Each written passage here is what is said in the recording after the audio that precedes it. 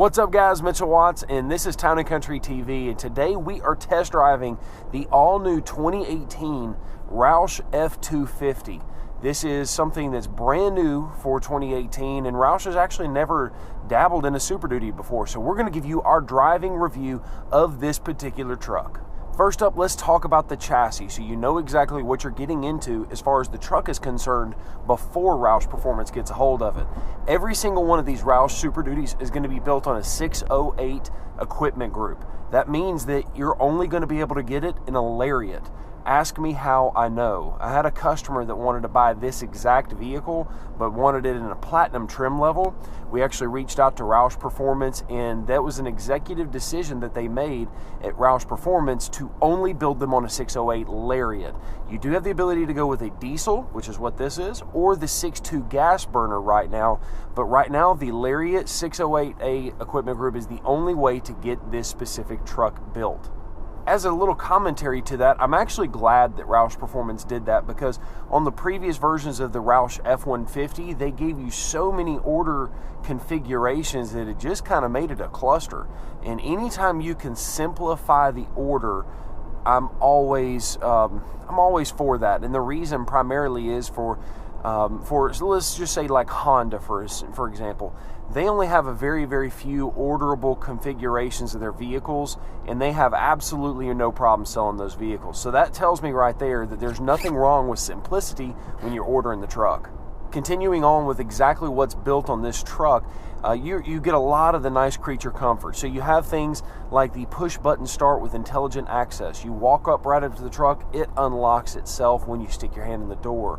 Not only that, but all of these Roush Super Duties come factory with the power deployable running boards, which is perfect because this truck, and we'll cover it in a little bit, but it actually has a leveling kit, a 2-inch leveling kit in the front, and so it makes it a little bit easier to get in and out of the truck. Heated and cooled seats are going to be standard, as well as navigation and all these different options. As I mentioned just a second ago, Roush is pretty much building these trucks all with the same equipment across the board. Another couple of technology features before we move on to the actual Roush part of the truck, you do have a couple of buttons over here. One would be the ultimate trailer tow camera system. So you can actually have 4 cameras on the outside of the vehicle that you can actually see in the instrument cluster, and it shows you things for like a bird's eye view, backup camera, a pull forward camera so you don't hit anything in front of you. You also have the ability to look at the trailer behind you through the cameras that are mounted underneath the mirrors. The last 2 features we're going to talk about are these little buttons up here. You have the lane keeping assist, where there's an optical camera that's located in the rear view mirror, and it's looking for the lines in the road.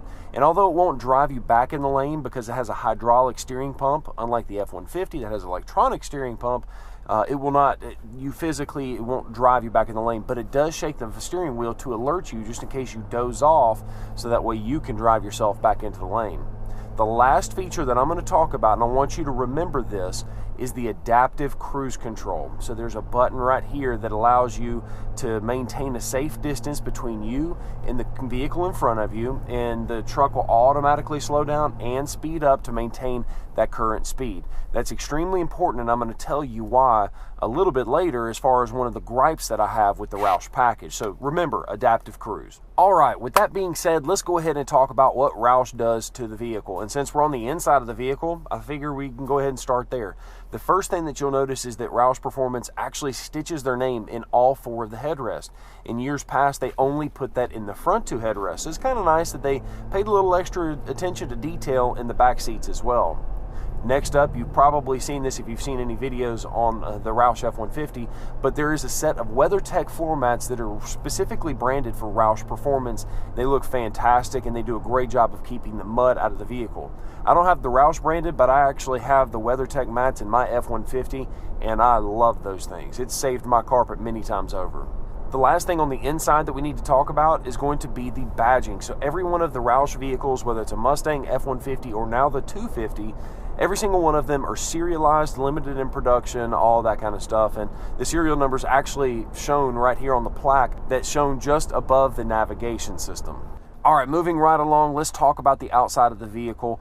Next, we'll talk about the drivability of the truck, and then I'll give you some of my praises about this thing, what I think is fantastic, and then I'll give you guys an honest feedback on what I think Roush could have maybe done slightly better on this truck, because you know how we roll. We don't want to just fluff anything. We want to tell you on our honest opinion and let you make your own judgment.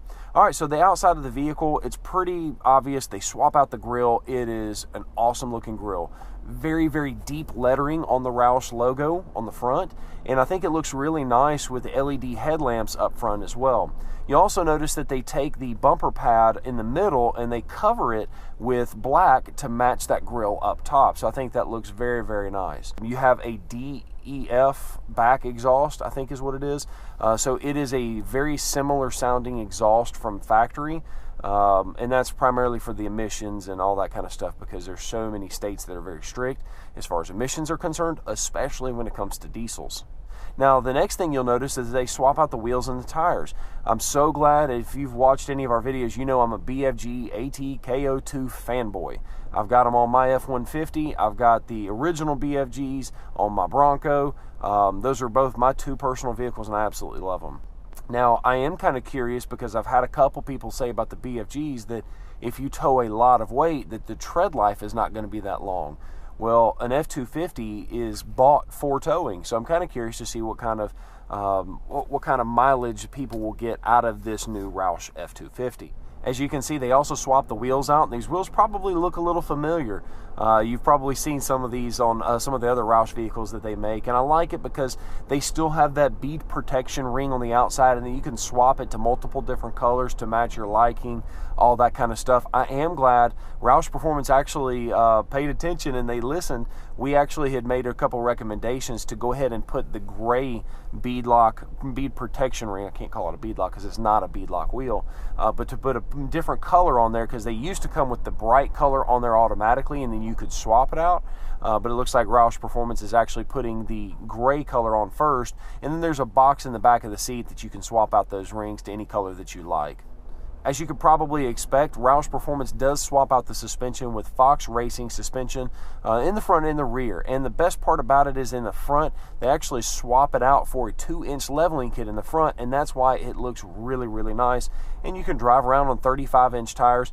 Yes, you could probably fit a little bit more as far as a tire size up front, but I think that Roush did the right thing to not cram too much tire in there, because you don't want to get into a situation if you're off-roading that you might actually rub, and this is considered to be like an OEM style of a vehicle. Even though they are an aftermarket company, they try and do everything they can as OEM as possible. So it would be crazy for them to put a tire that might be a little too big and might actually rub in some situations. So if Roush has done this wheel and tire, you know that you're not going to have any issues with rubbing. Lastly, you can tell this truck has got graphics all the way around. It has vinyl graphics on the hood that kind of gives it a nice contrast to it. You have two different styles of vinyl on the sides of the vehicle. So this is going to be my personal favorite, and that's the reason we ordered this truck like this. You also have an option to go with where it has Roush logo on the bed of the truck at the top. And it's all personal preference. You can get what you want, but we think this looks fantastic. We have Roush on the bottom, and you have the pinstripe, or a pretty fat pinstripe that runs down the top of the bedside and the bed itself. One of my favorite things about this truck would have to be that rear vinyl as a faux applique on the back of the truck. So you can see that it kind of matches the look of the grille in the front. And so even though it is a vinyl, it is matte, and it kind of matches the front grille as well. All right, now let's talk about the drivability of the truck. As you can tell, it's a SuperDuty. It's designed for towing first and off-roading second because of the Roush Performance. Now, if you want something as smooth a ride as possible, you need to go with the F150. But if you need to tow some heavy weights to go with that, this might be a good option for you. The Fox Racing suspension system, it does seem like it's a little bit more stiff, but it also has the ability to soak up some of the bumps a little bit easier. If that makes any sense at all, I don't know. And I have a feeling that has to do with the better dampening system from the Fox shocks up front.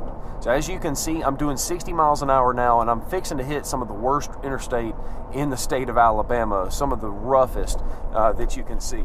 So I don't know how that's going to translate over into the camera, but as far as the the bumps are concerned, it actually absorbs it pretty well. So yes, it does have a slightly stiffer ride, but it actually soaks up the bumps pretty well. Now let's talk about the adaptive cruise control. So I'm going to go ahead and set that right now. And once again, I hope that this this absolutely awful interstate doesn't interfere with the quality of the video or the audio. But I've got the cruise control set right now to 59 miles an hour. Now, I wanted to revisit this because the radar sensor for this adaptive cruise control is located in the front bumper. And the reason that's important is because this truck, as well as all the other Roush F250s, have a chrome front bumper.